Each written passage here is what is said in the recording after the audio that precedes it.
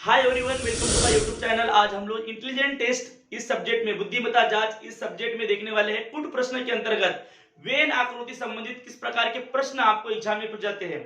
बहुत सी competitive exam होती है, सभी प्रकार की कॉम्पिटिटिव एग्जाम में एक ही प्रकार के प्रश्न जो है आपको वेन आकृति पर पूछे जाते हैं और इसमें अलग अलग जो है अलग अलग प्रकार की क्वालिटियां होती है, उसका स्तर होता है सरल से लेकर कठिन तक। ठीक है, तो इस प्रकार के प्रश्न जो है आपको सॉल्व करना होता है और इस प्रकार के प्रश्नों में आप गलतियां कर बैठते हो। तो आज मैं आपको बताने वाला हूं कि वेन आकृति के ऊपर जो क्वेश्चंस पूछे जाते हैं उन क्वेश्चंस को का आंसर जो आप कैसे चुटकियों में दे पाओगे ये आज आपको बताने वाला हूं। हार्डली 2 सेकंड के अंदर आप किसी भी प्रकार के प्रश्न का आंसर दे पाओगे, इसीलिए वीडियो पर आपको लास्ट तक देखना होगा, तभी आपकी कंसेप्ट क्लियर होगी। इसमें अलग अलग प्रकार के प्रश्न जो है अलग अलग प्रकार की वेन आकृतियां किस प्रकार से एग्जाम में पूछी जाती है उसके ऊपर जो आधारित किस प्रकार के प्रश्न पूछ जाते हैं और उन प्रश्नों को कैसे हल किया जाता है ये इस वीडियो में शुरुआत से लेकर लास्ट तक समझाने की कोशिश की गई है। अगर आप किसी भी प्रकार के एग्जाम देते हो तो ये आपके लिए यूजफुल है और आप सेकंडों में जो है उस प्रश्न का आंसर दे पाओगे। तो शुरुआत करते हैं वेन आकृति का टॉपिक। सबसे पहले देखो, आपकी ब्लैक बोर्ड पे जो एक वेन आकृति बनी हुई है, इसी प्रकार की वेन आकृति जो है आपके कॉम्पिटिटिव एग्जाम में भी आती है। उस पर आधारित कुछ प्रश्न होते हैं, उन प्रश्नों का उत्तर हमको ढूंढना होता है। तो यहाँ पर वेन आकृति दी हुई है और यहाँ पर एक ट्रायंगल बना हुआ है, एक सर्कल बना हुआ है और एक स्क्वायर बना हुआ है। ठीक है, तीनों आकृति आपस में क्या है, मिली हुई है। अब सबसे पहले देखते हैं कि ये वेन आकृति क्या है। हमको ये प्रश्न को नहीं देखना है, सबसे पहले हमको देखना है कि वेन आकृति में जानकारी क्या दी हुई है, किस कंटेंट से रिलेटेड जो है वो वेन आकृति है। सबसे पहले आप देख रहे होंगे यहाँ पर कि सबसे पहले जो ये ट्रायंगल है, इस ट्रायंगल में, इस त्रिभुज में जो है कुछ इंफॉर्मेशन दी हुई है, जो इंफॉर्मेशन रेलवे से प्रवास करने वाले व्यक्तियों की है। ट्रायंगल में जो भी इंफॉर्मेशन दी हुई है वो रेलवे से प्रवास करने वाले व्यक्ति से रिलेटेड है। उसके बाद ये जो स्क्वायर में जो जानकारी दी हुई है वो बस से प्रवास करने वाले व्यक्तियों से संबंधित है।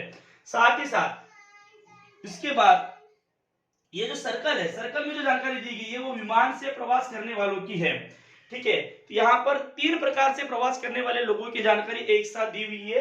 अब हमको फाइंड आउट करना है कि प्रश्नों के उत्तर कैसे करना है। अब आपको एक चीज बता देता हूं, सबसे पहले सिर्फ रेलवे से प्रवास करने वाले अगर व्यक्ति देखा जाए तो सिर्फ रेलवे से प्रवास करने वाले कितने हो जाएंगे, 35 और ये 8 रेलवे से प्रवास करने वाले। ठीक है, सिर्फ रेलवे से, मैं यहाँ पे लिख देता हूं सिर्फ रेलवे से प्रवास करने वाले 35 प्लस 8 कितना हो जाएगा, 13 और ये 4 43, सिर्फ रेलवे से प्रवास करने वाले।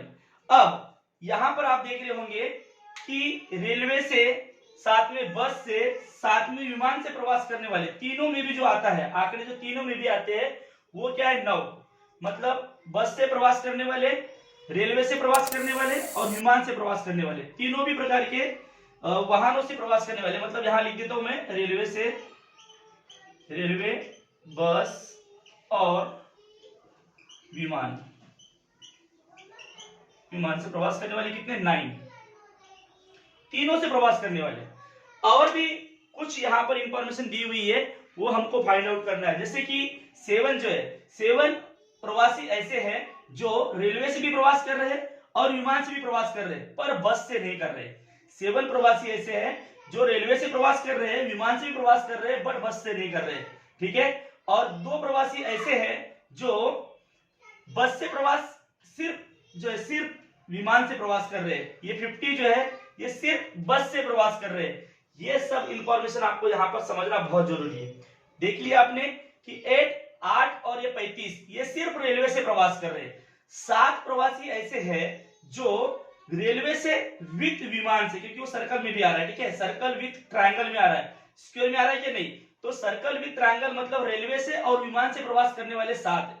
उसके बाद ये सभी इंफॉर्मेशन आपको पता होना चाहिए। उसके बाद ये 2 जो प्रवासी है, 2 प्रवासी सिर्फ और सिर्फ विमान से प्रवास कर रहे हैं, सिर्फ और सिर्फ विमान से प्रवास कर रहे हैं। वैसे यहाँ पर जो 50 प्रवासी है वो सिर्फ और सिर्फ बस से प्रवास कर रहे हैं, ये आपको नोटिस करना है। और 9 प्रवासी ऐसे हैं जो रेलवे से भी जा रहे हैं, कुछ वहां से बस से जा रहे हैं और कुछ विमान से जा रहे हैं। ऐसे 9 प्रवासी है जो तीनों भी प्रकार के वाहनों का उपयोग कर रहे हैं। ठीक है, अब वेन आकृति से संबंधित जो जानकारी थी वो आपको मैंने बता दिया कि कैसे आपको फाइंड आउट करना है। ठीक है, जो ट्रायंगल में भी है और सर्कल में भी है, जो ट्रायंगल में भी है 7 और सर्कल में भी है, मतलब वो विमान से भी प्रवास कर रहा है और वो रेलवे से भी प्रवास कर रहा है। जो सिर्फ और सिर्फ ट्रायंगल में है, मतलब वो सिर्फ और सिर्फ रेलवे से ही प्रवास कर रहा है, ये आपको नोटिस करना है। जो सिर्फ और सिर्फ स्क्वायर में, वो सिर्फ और सिर्फ बस से ही प्रवास कर रहा है, ये आपको नोटिस करना है। तो अभी आपको जब प्रश्न पूछे जाएंगे, प्रश्नों का उत्तर जब आप दोगे तो 100% आपको समझ में आ जाएगा कि कैसे इंफॉर्मेशन निकालना है। ठीक है, देख लेते हैं। सबसे पहला प्रश्न क्या है, सिर्फ रेलवे में प्रवास करने वाले कितने प्रवासी है? सिर्फ रेलवे में प्रवास करने वाले मतलब ये 35। सिर्फ रेलवे बोला है, रेलवे मतलब ट्रायंगल में। ठीक है, सिर्फ ट्रायंगल में क्या बोला है, रेलवे में। यहाँ पे क्या बोला है, सिर्फ रेलवे में प्रवास करने वाले, सिर्फ लगा दिया मतलब सिर्फ रेलवे में, विमान में नहीं। ये 7 जो है ये विमान में विद रेलवे में, वहां बोला है सिर्फ रेलवे में प्रवास करने वाले, तो ये सिर्फ 35 और ये 8, 35 और 8 कितना हो जाएगा 43। तो हमारा आंसर आ जाएगा 43। तो यहाँ पर जो है ऑप्शन नंबर हमारा आंसर या उत्तर मैं लिख देता हूं, यहाँ पर उत्तर हमारा उत्तर क्या आ जाएगा, उत्तर आएगा ऑप्शन नंबर 4। बड़ा आसान था। ये ध्यान देना है, बच्चे क्या गलती करते बता दे रहा हूं। यहाँ पर 7 भी लिखा है, बच्चे क्या करेंगे, ट्रायंगल में रेलवे से प्रवास करने वाले ट्रायंगल में जितने भी उसको सब काउंट कर लेंगे, 7 को भी काउंट करेंगे, 9 को भी काउंट करेंगे। ये गलतियां बच्चे करते। उसने क्या बोला है प्रश्न में, सिर्फ रेलवे से प्रवास करने वाले, सिर्फ रेलवे में देखो 35 है और ये 8 है। ठीक है, जो किसी और में नहीं है, बिल्कुल सिर्फ और सिर्फ रेलवे वाले में, मतलब सिर्फ और सिर्फ ट्रायंगल में जो है वो 8 और 35 है, टोटल 43 हो जाते हैं। तो यहाँ पर हमारा ऑप्शन नंबर 4 जो है वो हमारा सही आंसर है। ठीक है, अब उसके बाद प्रश्न क्रमांक दूसरा, रेलवे, विमान और बस 3 साधनों से प्रवास करने वाले प्रवासी कितने? जो रेलवे से भी कर रहे हैं, विमान से भी कर रहे हैं और साथ ही साथ बस से भी कर रहे हैं, तो तीनों में देखो, तीनों में आने वाला एक ही है 9। जो ट्रायंगल में भी आया है, जो स्क्वायर में भी आया है और जो सर्कल में भी आया है, तो ऐसा एक ही है 9। यहाँ पर आंसर आ जाएगा आपका 9, ऑप्शन नंबर पहला। तो यहाँ पर आपका उत्तर लिख देता हूं मैं। ठीक है, उत्तर क्या आ जाएगा, उत्तर ऑप्शन पहला, मतलब 9 जो है ये आपका आंसर हो जाएगा। यहाँ पर 43 आपका आंसर हो जाएगा। इस प्रकार से जो है वेन आकृति पर आपको प्रश्न पूछे जाते हैं जो बहुत ही आसान होते हैं। सिर्फ आपको जो अभी पढ़ाया जा रहा है उसके ऊपर आपको थोड़ा फोकस करना है कि किस प्रकार से बताया जा रहा है, जानकारी किस प्रकार से आपको बताई जा रही है। इसके बाद हम लोग जो नेक्स्ट वेन आकृति देखिए। इसके बाद जो प्रश्न क्रमांक दूसरा दिया है, नीचे की वेन आकृति में एक गांव के किसान बढ़ई व ईंट बिछाने का काम करने वालों की संख्या दर्शाई गई है। एक गांव के किसान, बढ़ई, साथ ही साथ ईंट बिछाने वाले, ऐसे 3 प्रकार के लोगों की जानकारी यहाँ पर दी गई है।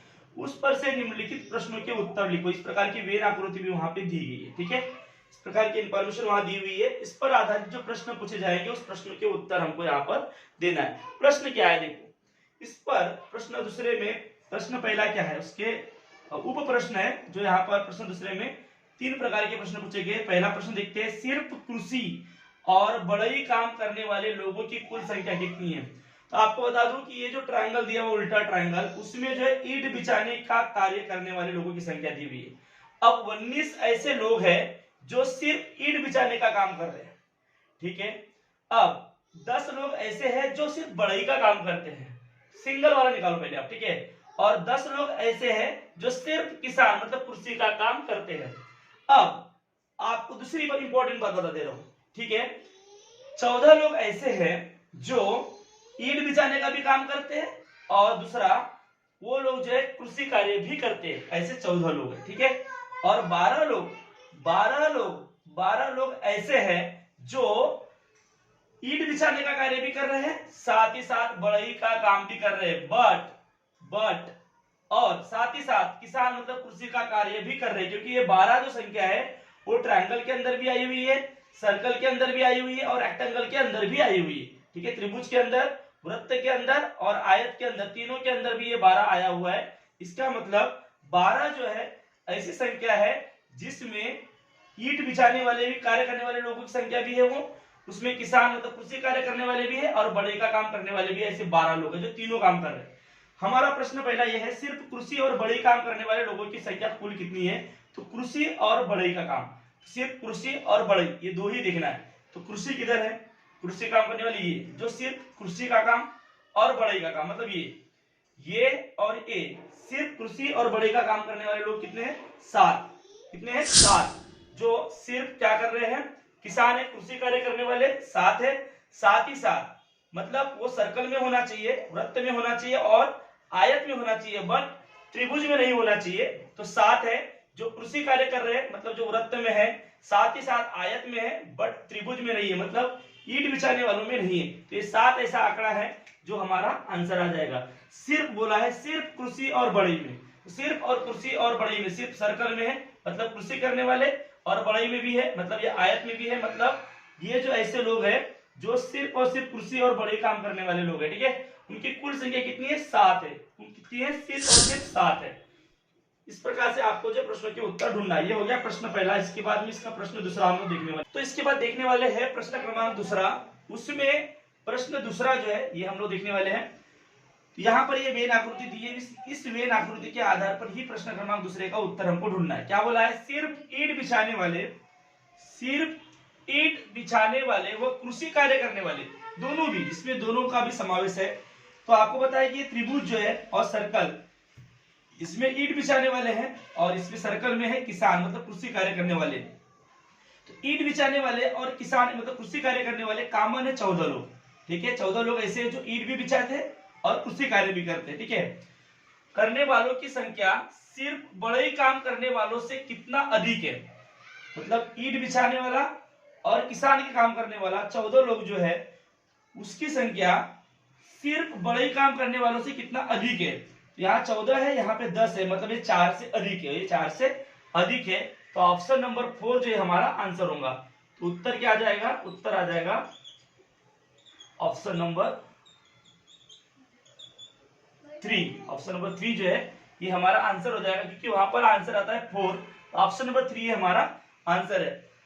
तो इसके बाद हम लोग देखते हैं प्रश्न क्रमांक तीसरा। ईंट बिछाने वाले लोगों की संख्या सिर्फ कृषि कार्य करने वालों से कितना गुना है? ईंट बिछाने वाले लोगों की संख्या सिर्फ कृषि कार्य, मतलब ईंट बिछाने वाले लोग कितने, सबसे पहले वो देखना पड़ेगा। तो जो भी इस ट्रायंगल के अंदर जितने भी लोग हैं वो सभी ईंट बिछाने वाले लोग हैं, ठीक है। तो कितने हैं? सबसे पहले यहां लिख लेते हम लोग ईंट बिछाने वाले लोग, ठीक है। बिछाने वाले लोगों की संख्या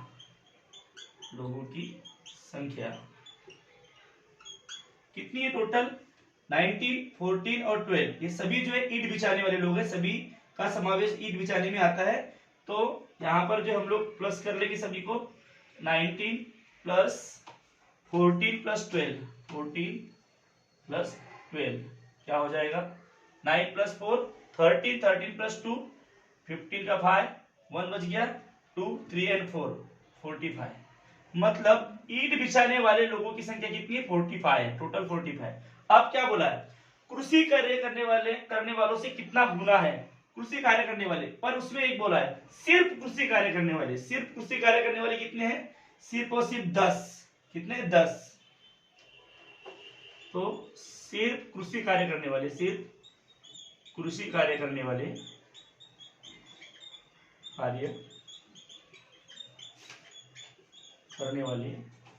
कितने हैं? 10। अब पूछा है कृषि कार्य करने वालों से कितना गुना है, कितना गुना है, ये जो संख्या है ये कितना गुना अधिक है। इसके लिए क्या करना पड़ेगा? देयरफॉर या इसीलिए क्या करना पड़ेगा? 45 अपॉन, जब पट पूछा जाता है तो यहाँ पर भाग देना पड़ेगा, यहाँ हो जाएगा 4.5 पट, बराबर है 4.5 पट। यहाँ पर आएगा 4.5। तो हमारा उत्तर क्या हो जाएगा? हमारा उत्तर आ जाएगा ऑप्शन नंबर तीसरा। ये हमारा जो है यहाँ पर आंसर हो जाएगा। तो इस प्रकार से इस वेन आकृति संबंधित 3 प्रश्न देखे गए, 3 प्रश्न आपको समझाए गए। अब इसके बाद देखते हैं, नेक्स्ट के बाद देखते हैं एक और वेन आकृति। इस वेन आकृति में कुछ जानकारी दी हुई है। यहाँ पर जो है आयत में, रेक्टेंगल में जो है जानकारी दी है लगोरी खेलने वाले बच्चे की, ठीक है। उसके बाद अट्टा पट्टा खेलने वाले बच्चे कितने हैं, इस सर्कल में दिए हुए है। उसके बाद छुपा छुपी खेलने वाले बच्चे जिस ट्रायंगल में दिए हुए, ठीक है। तो इस प्रकार की एक वेन आकृति, उस पर आधारित कुछ प्रश्न पूछेंगे, हम लोग को देख लेते हैं। पहला क्या है? तीनों खेल खेलने वाले, जो तीनों भी खेल रहे हैं तो वो जो है बच्चे कितने हैं। तो यहाँ पर क्या आ जाएगा, देखो यहाँ पर 15 जो है वो सर्कल के अंदर में भी है, वो आयत के अंदर में भी है, और साथ ही साथ वो ट्रायंगल के अंदर में भी है। मतलब 15 जो बच्चे ऐसे हैं जो तीनों खेल खेल रहे हैं, वो लगोरी भी खेल रहे हैं, वो छुपा छुपी भी खेल रहे हैं, साथ ही साथ वो अट्टा पट्टा खेलने वाला भी खेल खेल रहे हैं। इस प्रकार से तीनों खेल खेलने वाले बच्चे कितने, 15 बच्चे हैं। तो यहाँ पर हमारा जो है ऑप्शन नंबर पहला ही हमारा आंसर हो जाएगा। उसके बाद क्वेश्चन नंबर दूसरा देखते हैं, सिर्फ लगोरी व सिर्फ छुपा छुपी खेलने वाले बच्चों की संख्या कितनी है। सिर्फ लगोरी खेलने वाले बच्चे कितने हैं, ये देखो ये 21 है प्लस ये 7, ये सिर्फ लगोरी खेल रहे हैं, ठीक है। तो 21 और 7 कितना हो गया, 28, कितना हो गया, इधर ही लिख देता हूं मैं 28 प्लस क्या बोला है, छुपा छुपी वाले, सिर्फ छुपा छुपी खेलने वाले, तो 8 प्लस 3, 8 9 10 11, तो 28 प्लस 11 कितना हो गया, ये 9 और ये 3, 39। तो हमारा आंसर आ जाएगा ऑप्शन नंबर पहला, ठीक है। तो इस प्रकार से बड़े आसानी से इस वेन आकृति पर आधारित 2 प्रश्न हमने देखे। तो ऐसे ही आपको प्रश्न पूछे जाएंगे, आपको जो है आकृति को ऑब्जर्व करके सभी बातों का जो आकलन करके उसका आंसर देना है, जिससे आपका आंसर सही हो जाएगा। इसके बाद हम लोग जो नेक्स्ट क्वेश्चन नंबर 4 देखेंगे, क्रमांक 4। इसमें क्या बोला है कि प्रश्न में दिए गए घटक कौन से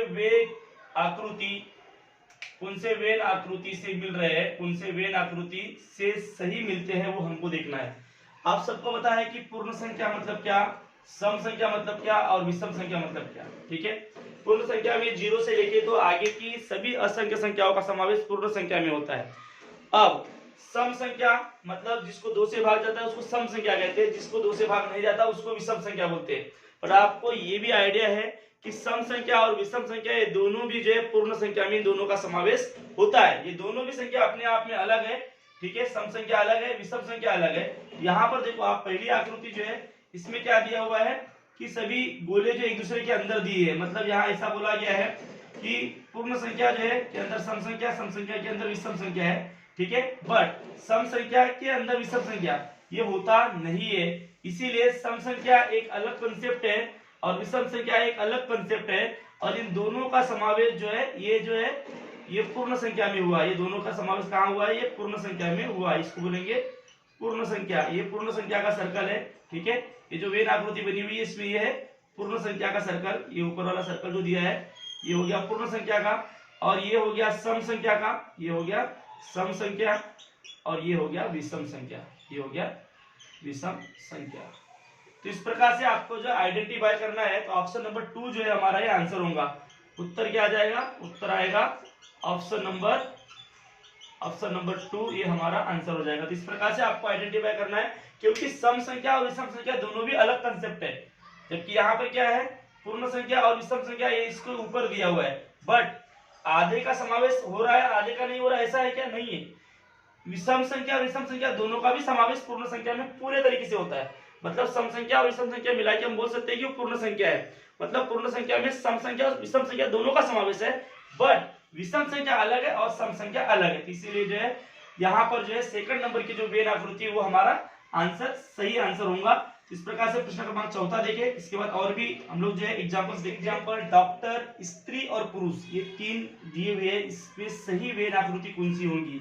क्या हम लोग इसको यहाँ पर देखो एक ही दिया अंदर में, अगर मान लो ये डॉक्टर है तो ये स्त्री है, ठीक है, हम ऐसा मान सकते हैं। बट ये सही आंसर है क्या, यहाँ पर पुरुष का बिल्कुल भी उल्लेख किया गया नहीं है। अब यहाँ पर देखो डॉक्टर, स्त्री, पुरुष सभी अलग दिए हुए। डॉक्टर यहाँ पर स्त्री और पुरुष दिया है, बट आधे स्त्री और आधे पुरुष डॉक्टर होते हैं क्या, ऐसा नहीं है। यहाँ पर कंसेप्ट क्या है एक्चुअली, तीसरा जो ऑप्शन, अगर मान लो ये पुरुष, मान लो इसको, ये पुरुष है, ठीक है, ये पुरुष है और ये स्त्री है, यह स्त्री, और ये दोनों भी क्या है, दोनों भी मिले हुए, दोनों भी डॉक्टर है। स्त्री और पुरुष दोनों का भी कालम अलग अलग है, बट स्त्री और पुरुष दोनों भी क्या है, डॉक्टर है। ये जो इस आकृति समझ में आ रहा है कि ये स्त्री का या फिर ये पुरुष का और ये स्त्री का, और ये दोनों भी मिला के डॉक्टर है। ये दोनों भी क्या है, डॉक्टर, ये समझ में आ रहा है। अब यहाँ पर पुरुष अलग है, स्त्री अलग है, और दोनों को यहाँ पर जोड़ा है, तो क्या है, डॉक्टर और स्त्री और पुरुष से दोनों भी जुड़े होते हैं क्या, ऐसा हम लोग नहीं बोल सकते। ये आकृति गलत आकृति हो जाएगी, ठीक है। ये भी आकृति गलत आकृति है और ये भी आकृति गलत आकृति है। सही आकृति क्या है, ये है, क्योंकि यहाँ पर ये हो गया पुरुष और ये हो गई स्त्री, और ये दोनों भी डॉक्टर है, ठीक है। ये दोनों अलग अलग है क्या, नहीं है, ये दोनों भी डॉक्टर है, ऐसा माना गया है। तो यहाँ पर जो है ऑप्शन नंबर 3 जो है हमारा आंसर होगा। तो पर्याय क्रमांक जो है, पर्याय क्रमांक तीसरा हमारा आंसर होगा, उत्तर आएगा पर्याय क्रमांक तीसरा हमारा क्या हो जाएगा, आंसर हो जाएगा। इसके बाद हम लोग और एक नेक्स्ट एग्जांपल क्रमांक 4 में ही ए और कुछ वेन आकृतियां दी है और यहाँ पर कुछ ऑप्शन दिए हुए, इस पर आधारित सही वेन आकृति कौन सी है। महासागर जो है आपको बताया कि महासागर मतलब क्या, खाड़ी मतलब क्या और नदी मतलब क्या है, तीनों की कंसेप्ट आपकी क्लियर है। ठीक है, महासागर आपको पता है, ठीक है, अरब महासागर, हिंद महासागर आपने सुने हो। और खाड़ी मतलब क्या, जो सागर का कोई एकाधी भाग जो है, संकरा भाग अंदर घुस जाता है उसको हम लोग खाड़ी बोलते हैं। ठीक है, और नदी तो आप सबको बताइए। तो यहाँ पर महासागर एक अलग कंसेप्ट है, खाड़ी एक अलग कंसेप्ट है और नदी एक अलग कंसेप्ट है। ठीक है, महासागर के पास भी कहीं ना कहीं खाड़ी होती है और नदी भी जो महासागर में आके मिलती है। यहाँ पर देख लेते हैं कि महासागर के अंदर ही खाड़ी होती है, हम लोग ये नहीं बोल सकते। महासागर के बाहर भी खाड़ी होती है, मतलब ये वाला ऑप्शन तो हमारा कट ही गया। अब यहाँ पर भी देखो, महासागर के अंदर नदी होती है क्या, नहीं, नदी उसमें आके मिलती है, बट नदी महासागर के अंदर नहीं होती। अगर इसको महासागर मान भी लूं तो उसके अंदर ना तो नदी होती है ना तो खाड़ी होती है, उसके आजू बाजू में कहीं तो भी खाड़ी होती है जो संक्राभाग घुसा हुआ होता है। ठीक है, तो मतलब ये भी आकृति हमारी राम आकृति हुई। अब ये देखो, अब यहाँ पर दिया हुआ है कि तीनों भी अलग अलग है, महासागर अलग है, खाड़ी अलग है, नदी अलग है, तीनों का भी आपसी कोई संबंध नहीं है। ठीक है, ऐसा इसमें दिखाने की कोशिश किया गया है, तो ये भी आकृति गलत है। आपको पता है क्योंकि महासागर का संबंध खाड़ी से है, क्योंकि महासागर को लग के ही महासागर का कुछ हिस्सा जब अंदर घुस जाता है वहां पर खाड़ी निर्माण होती है, तो महासागर को लग के ही थोड़े दूरी पे खाड़ी होती है। और आपको ये भी बताऊंगा कि जो है महासागरों में नदियां आकर मिलती है, मतलब महासागर का रूप जो है बड़ा है और उस महासागर, जैसे कि ये हो गया महासागर, ये हो गया महासागर, ठीक है, और ये हो गई खाड़ी और ये हो गई नदी। ठीक है, तो इस प्रकार से महासागर के जस्ट बाजू में जो खाड़ी भी होती है और बाहर से नदियां आकर भी महासागर में मिलती है, बट महासागर के अंदर खाड़ी नहीं होती है, होती भी होंगी बट इसके साइड में भी खाड़ी का कुछ भाग होता है महासागर के। यहाँ पर जो नदियां भी इसको आकर के मिलती है, इसके आजू बाजू में इर्द गिर्द कहीं ना कहीं नदियां होती है जो आके यहाँ पर महासागर है। यहाँ पर जो ऑप्शन नंबर 3 जो हमारा राइट आंसर है। तो पर्याय क्रमांक जो है, पर्याय क्रमांक तीसरा जो है हमारा आंसर हो जाएगा, उत्तर क्या आ जाएगा, पर्याय क्रमांक तीसरा ही हमारा आंसर हो जाएगा। तो इस प्रकार से जो है वेन आकृति हम लोगों ने देखे कि वेन आकृति पे किस प्रकार के प्रश्न जो है आपको पूछे जाते हैं। ऐसे ही प्रश्न आपको एग्जाम में पूछे जाते हैं और इन प्रश्नों का उत्तर आपको देना होता है। कैसे वेन आकृति को ऑब्जर्व किया जाता है, मैंने आपको अच्छे से वीडियो को जो है आपको लास्ट तक देखना है ताकि आपकी सभी कंसेप्ट जो है वेन आकृति को लेकर क्लियर हो जाए और आपको जो है सही उत्तर जो है ढूंढने में आसानी होगी। इसलिए इस वीडियो को आपको लास्ट तक देखना है। यदि आपको वीडियो पसंद आया है तो लाइक और सब्सक्राइब जरूर करना है। जय हिंद, बाय बाय।